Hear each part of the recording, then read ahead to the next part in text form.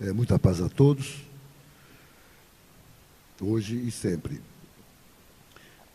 O tema que nos cabe hoje é dando continuidade ao estudo do livro Caminho, Verdade e Vida, uma psicografia de Francisco Cândido Xavier, pelo Espírito Emmanuel. Esperamos que nós sejamos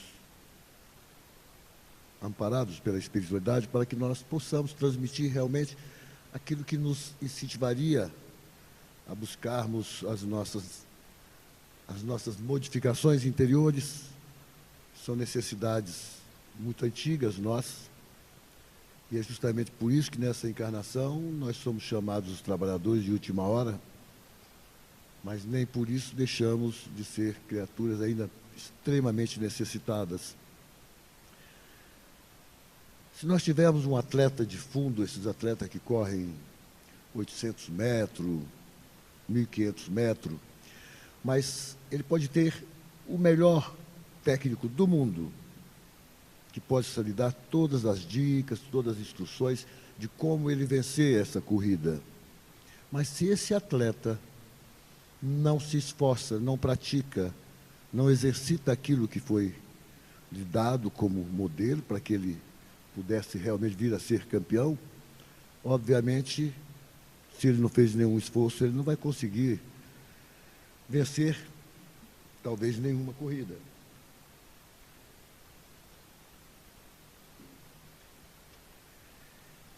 E a mesma coisa vem acontecendo conosco em nossas vidas. Nós temos o grande orientador para nós, que nos deixou tudo. Não ele deixou por escrito, mas aqueles que tinham o compromisso para fazê-lo, o fizeram muito bem.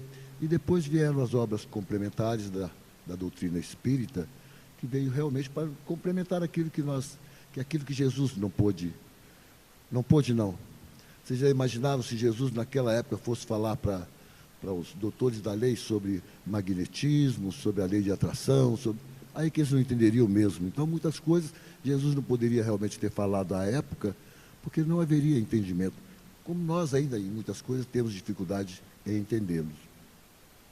Eu preciso que leia aqui qual é o capítulo de hoje. Chama-se Tesouro Enferrujado. Quando eu abordei sobre o atleta, é justamente por isso.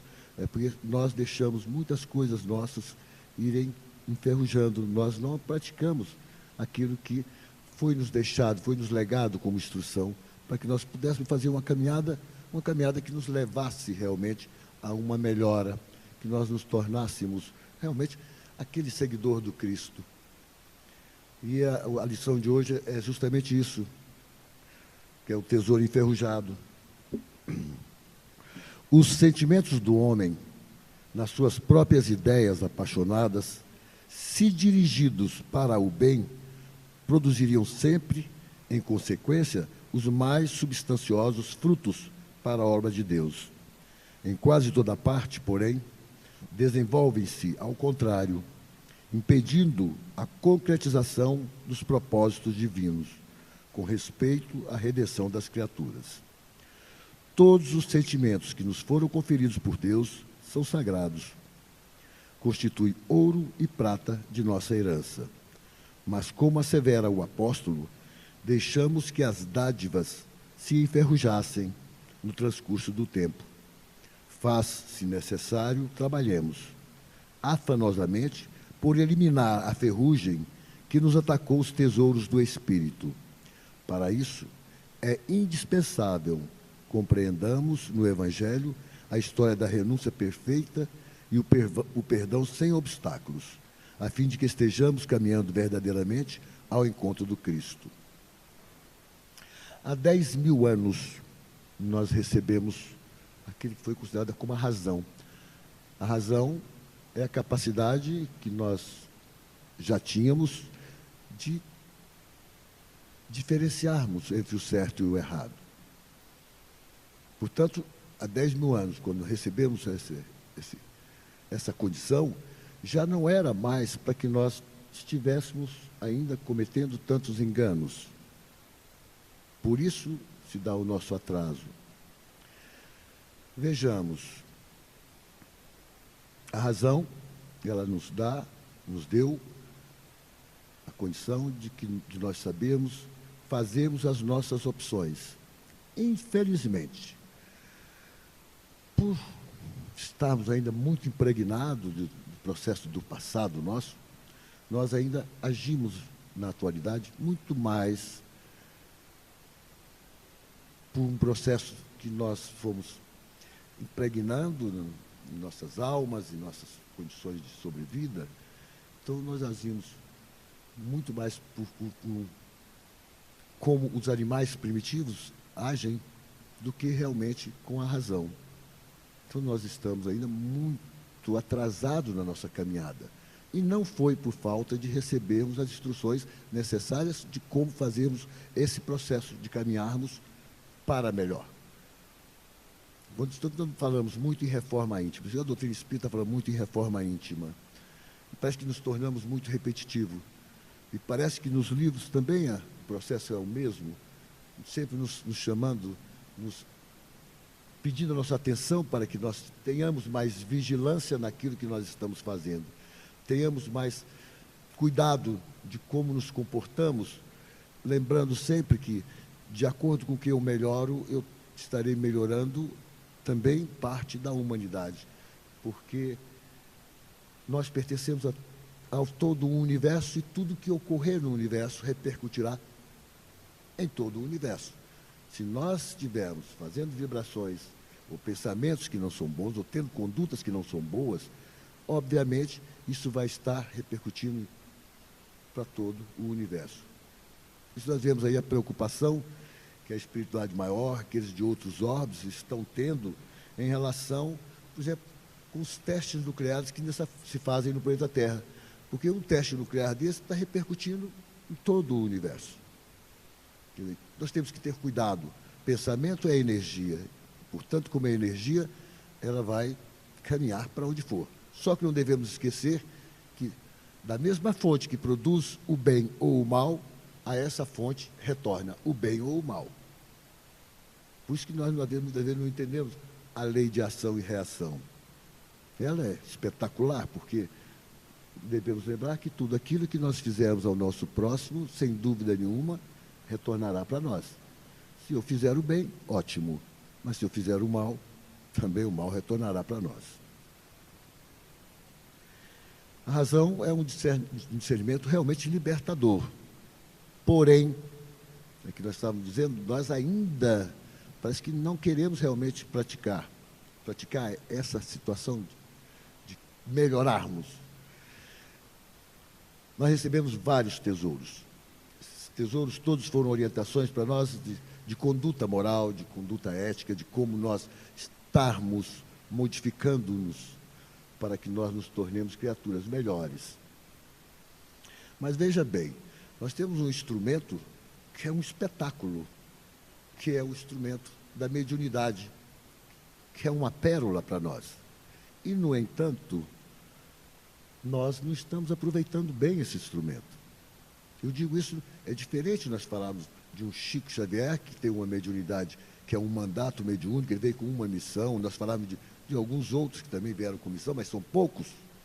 A maioria de nós temos a mediunidade, na verdade, não como uma dádiva de Deus, é uma dádiva de Deus, mas não que Ele esteja nos preferindo e preterindo a outros. Não é por nos beneficiar a um ou outro. Eu sempre me fiz uma pergunta de si, por que dizem sempre que todos nós somos mais ou menos médiuns? E eu nunca não conseguia entender muito bem. Hoje, depois que eu li algumas coisas, tenho um entendimento espetacular de um indivíduo que definiu, por exemplo, a mediunidade, antes de tudo, ela é um defeito. Não é privilégio. Porque Deus, na sua imensa justiça e bondade, Ele não privilegiaria um em detrimento de outros. Mas aquele que tem maiores mediunidade, mais diversidade de mediunidades, obviamente são criaturas mais endividadas. E a mediunidade, ela nos foi dada para que nós pudéssemos resgatar débitos adquiridos no passado. E como todos nós somos ainda devedores, Deus, na sua infinita misericórdia, nos deu a mediunidade como uma ferramenta de trabalho, uma ferramenta de dedicação ao próximo, encarnado ou desencarnado. Ao encarnado, a nós que aqui estamos, nós recebemos muitas orientações. Se assistir uma palestra, que seja mínima aquilo que nos chega, mas nos chega. Agora, aos desencarnados, muitos deles desencarnaram e nem sabem que desencarnaram. A esses, talvez seja o mais digno de pena. Aqueles que estão arraigados no mal são criaturas mais doentes. Mas eu vi um título de um livro, agora lançado recentemente, que diz assim: existe um grupo de espíritos que são realmente tormentosos, só se sentem bem realizando realmente o mal. É isso que lhes traz sentido para eles de felicidade.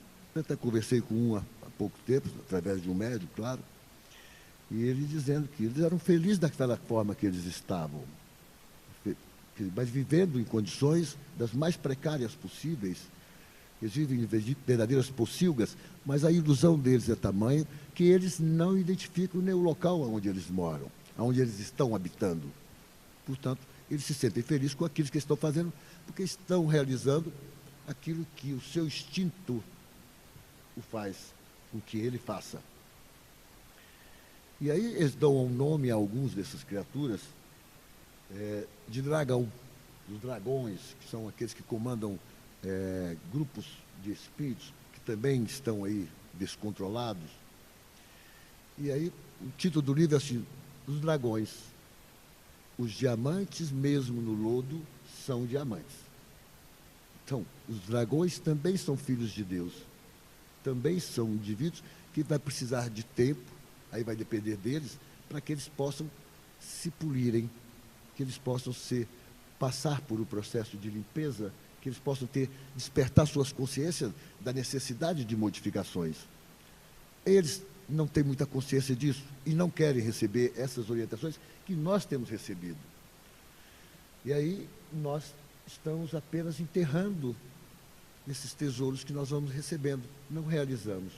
Quando a gente fala em mediunidade, é a oportunidade de trabalho, mas é uma oportunidade que nós estamos tendo para resgatarmos os nossos débitos. Então, na verdade, nós não estamos tendo a mediunidade apenas porque somos bonzinhos. Então, não é motivo de vaidade nem de orgulho para ninguém que tem uma mediunidade mais ostensiva. Na verdade, esses são dignos de nossas preces para que eles consigam superar também as suas dificuldades para vencerem o caminho que eles programaram quando ainda no mundo espiritual. Todos nós programamos isso. Eu não estou nesta casa há alguns anos, por acaso. Foi um processo de programação de que eu diria e encontraria aqui grupos de criaturas também comprometidas com esta causa e com esta casa. E nós estamos nos reencontrando apenas. E isso não quer dizer que todos sejamos simpáticos um ao outro, mas nós estamos aqui para aprender a nos reconciliarmos com aqueles que nós temos maior dificuldade durante a nossa caminhada. E nós, então, não podemos desperdiçar mais tempo nenhum. Estamos vivendo um momento atual, um momento de transição do planeta, no qual realmente é a separação do joio do trigo. Aquelas criaturas que são pervertidas realmente, que estão arraigadas no mal, essas não permanecerão mais no planeta Terra. Ainda ontem, no trabalho mediúnico, veio uma entidade duríssima, mas extremamente dura. E ele era um dragão, e ele tinha de outro grupo também dragão.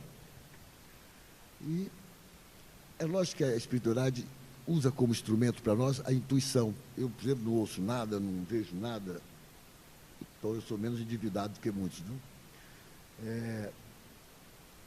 E eu falei para ele: você viu aonde está a sua mãe? Aí a espiritualidade mostrou para ele.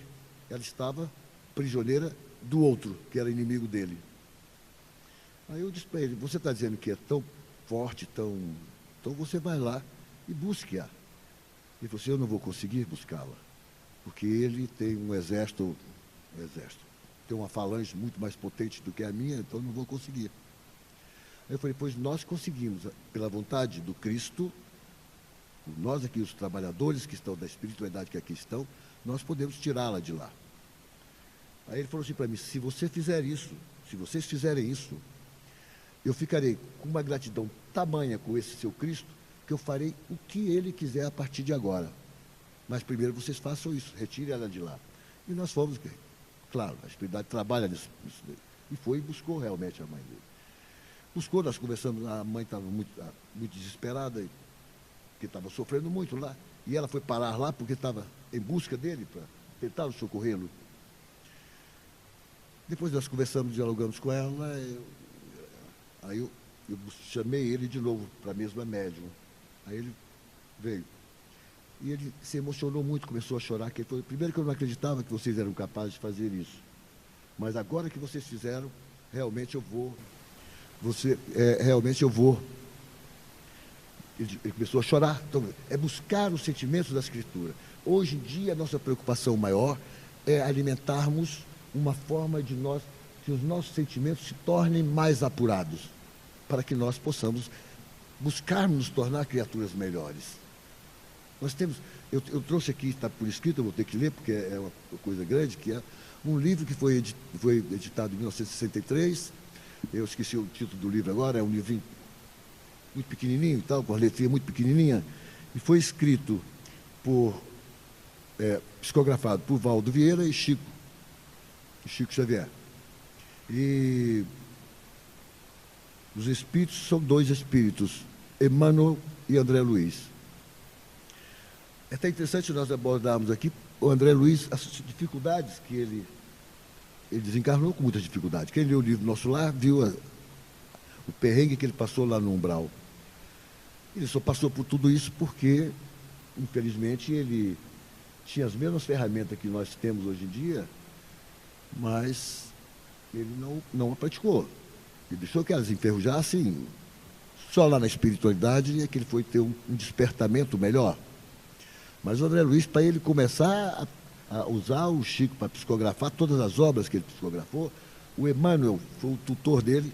O Emmanuel levou durante 2 anos o André Luiz, além dele estudar lá na cidade do Nosso Lar, durante 2 anos ele frequentou os trabalhos mediúnicos do Chico Xavier. 2 anos. Para depois ele começar, e mesmo assim, sobre o concurso de Emmanuel, estar cuidando para que ele não falasse coisas que não deviam. Então, o Emmanuel era um filtro para aquelas mensagens que chegariam através de André Luiz. E o Chico também ele considera o Emmanuel como o pai espiritual dele, pelo trabalho que o Emmanuel teve, pela paciência que o Emmanuel teve para com o Chico. E a gente sabe também, quem leu o livro há 2000 anos, as dificuldades que Emmanuel passou. As dificuldades que ele encontrou pelo tipo de conduta que ele teve naquela época como Públio Lentulus, como senador romano. E isso não quer dizer que ele também não tinha as ferramentas de melhora, porque só foi despertar depois, quando ele teve grandes dores morais, dores de perda da esposa, grandes dores. Infelizmente, será que nós temos que ainda buscarmos a dor para que nós venhamos a despertar da necessidade de nós também realizarmos coisas que já deveríamos ter feito há algum tempo e não o fizemos ainda? Diz assim, o espírito do espiritismo é a caridade.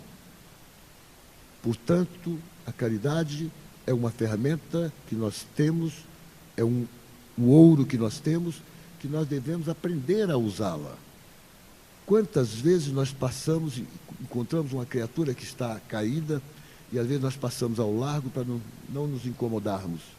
E nós nem sabemos se ele está ali, se ele está enfermo, se ele teve algum problema mais sério.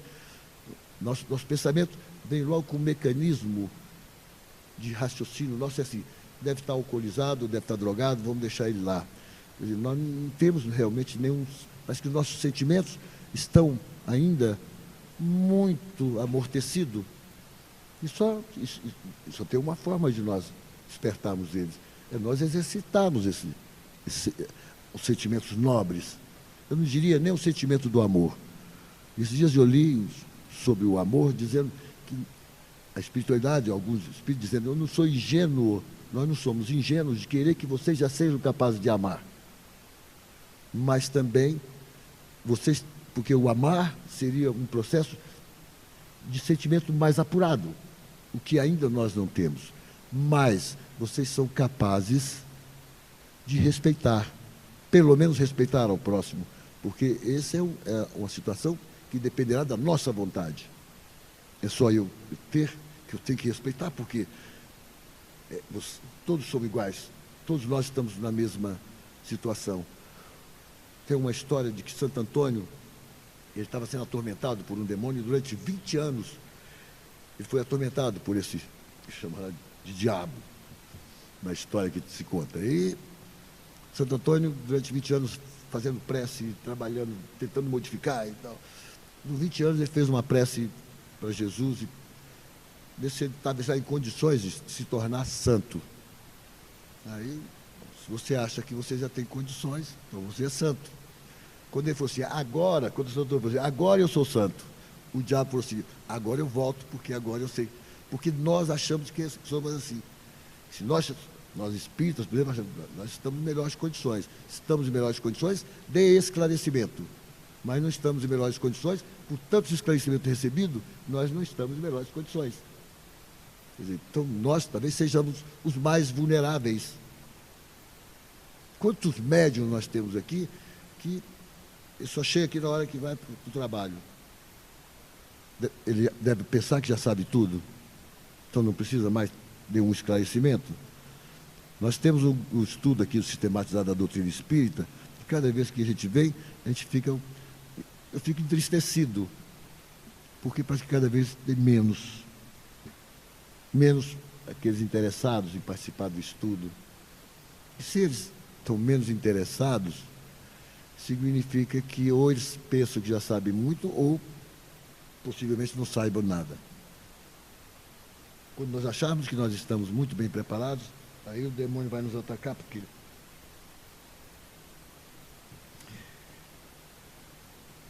claro que nós estamos todos aqui na Terra num processo de lapidação.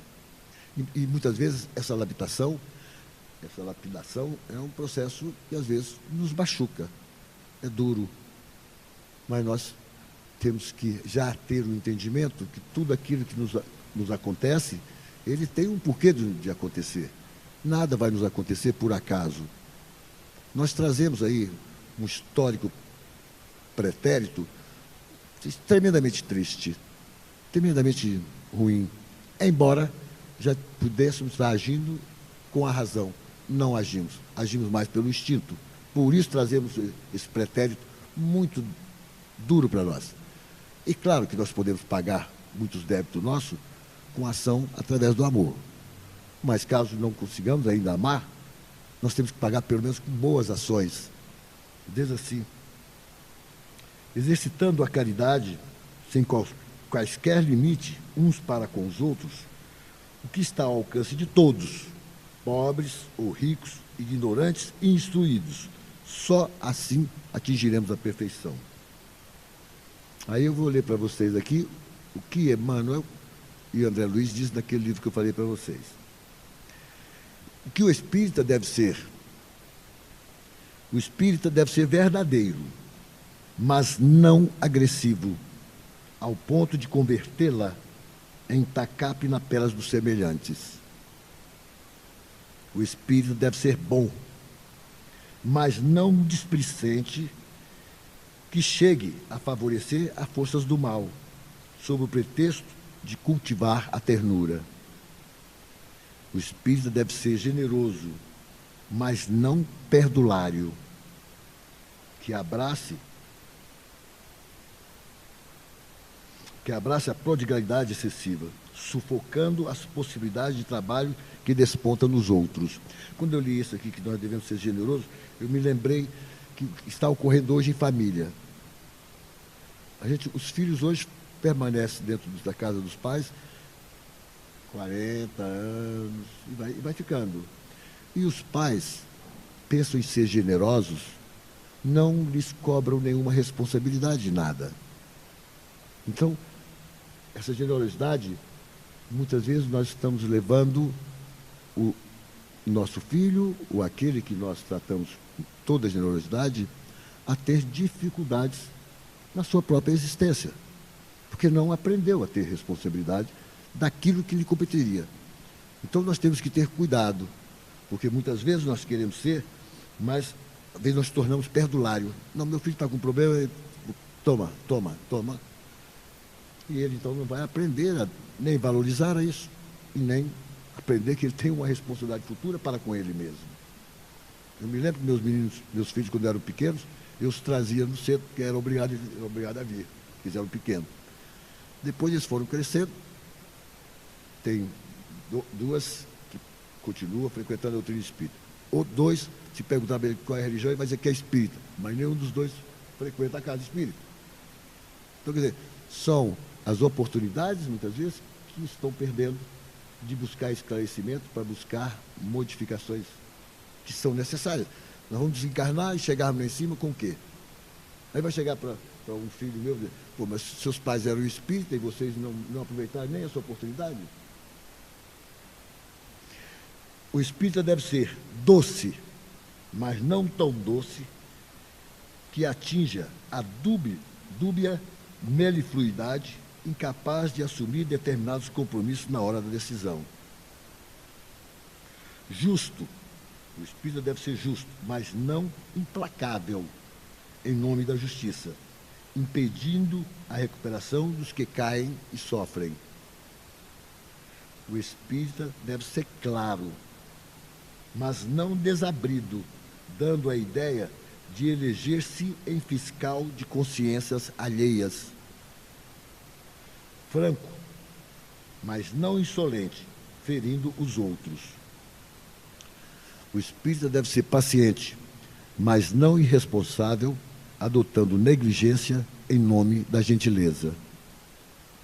O espírita deve ser tolerante, mas não indiferente, aplaudindo o erro deliberado em benefício da sombra. Muitas vezes as pessoas chegam e dizem para nós, mas você tem que aceitar essas pessoas. A gente às vezes fica até penalizado. Ontem nós tivemos um exemplo muito ruim aqui. Assim, ruim, é duro para quem está dirigindo um grupo mediúnico e mais triste pela a conduta do médium. Aí uma outra pessoa da casa me ligou hoje para saber a respeito de que seria a conduta a ser tomada. E a gente tem que ser tolerante. Eu não sei se chegar para o médium, que a gente sabe que ele tem curso superior. Então, muitos de nós que temos curso superior já achamos que nós temos todo um conhecimento que são necessários. E, na verdade, não temos nada. Einstein dizia que quanto mais ele se aprofundou na ciência, mais ele se aproximou de Deus. Então, nós que vivemos, às vezes, pela metade, temos um curso aí superior qualquer, então achamos que já somos. E o médium dá trabalho. Porque no livro Desobsessão, psicografia do Chico Xavier, de André Luiz, ele alerta o seguinte, que nós não podemos ser tolerantes com a irresponsabilidade. O médium que vem o dia que quer, a hora que quer, está tudo bem, e não é assim.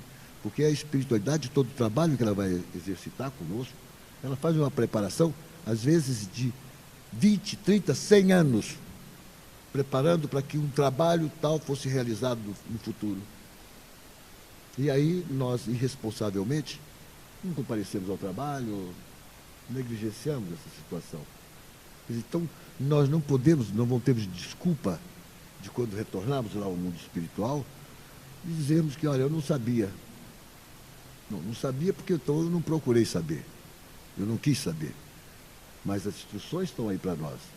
Então a gente vai ser tolerante, a gente nos preocupa, porque se eu chegar para esse médico e dizer, olha, não dá mais, eu não sei o que pode ocorrer com ele também. Aí se ele amanhã tem um problema mais sério, desencarna aí, ou começa uma loucura qualquer aí, eu vou ficar pensando, será que eu tenho responsabilidade nisso aí? Então a gente tem que ser tolerante, mas tem que mostrar pelo menos o caminho da responsabilidade. Não vamos, porque nós somos espíritas, vamos ter que aceitar, porque senão eu estarei sendo conivente com o erro. E a doutrina espírita não me ensina a ser conivente com o erro. Jesus diz assim que nós devemos andar, Jesus, mas diz que nós devemos andar, nós devemos amar o drogado, mas nem por isso devemos amar a droga. Ele diz que o espírito tem que ser calmo, mas não tão sossegado que se afogue em preguiça. O espírito tem que ser confiante, mas não tão fanático que se abstenha do raciocínio. O espírito tem que ser persistente, mas não teimoso, viciando-se em rebelar-se. O espírita tem que ser diligente, mas não precipitado, destruindo a si próprio. É uma conduta, eu acho que é interessante para todos nós, que eu agora vou andar com esse negócio, sempre lendo isso aqui. O que eu tenho que ser para que, se eu me educo, se eu consigo ser melhor para com o próximo. Não adianta eu dizer para vocês que, olha, porque nós somos espíritos, nós somos criaturas boníssimas, que não somos. Só dependerá de o primeiro pisão no nosso calo que tivermos, que nós vamos ver qual vai ser a nossa reação. Para dizer que nós, bom, eu sou espírita, mas ainda não consigo me dominar. Por isso que eu disse que nós agimos muito pelo instinto. Quando nós agredimos um cão, a resposta dele também é por instinto nos agredir. Nós esperamos que nós todos não deixemos as ferramentas que nós já recebemos, que elas realmente se enferrujem. Ou se estiverem enferrujadas, vamos começar a poli-las, para que nós possamos caminhar. Não ficarmos mais estacionários como estamos aí, eu digo só da razão, 10 mil anos. Então, nós temos que estar atentos a isso. Temos que estar em busca realmente de nos melhorarmos intimamente, para que nós possamos melhorar aqueles que estarão junto a nós, para que nós sejamos exemplo. Jesus foi o grande mestre para nós pelo exemplo. Ele não deixou nada escrito, mas o que ele fez exemplificou. Nós estamos aí há 2 mil anos só relembrando de tudo foi que ele fez. Muita paz a todos.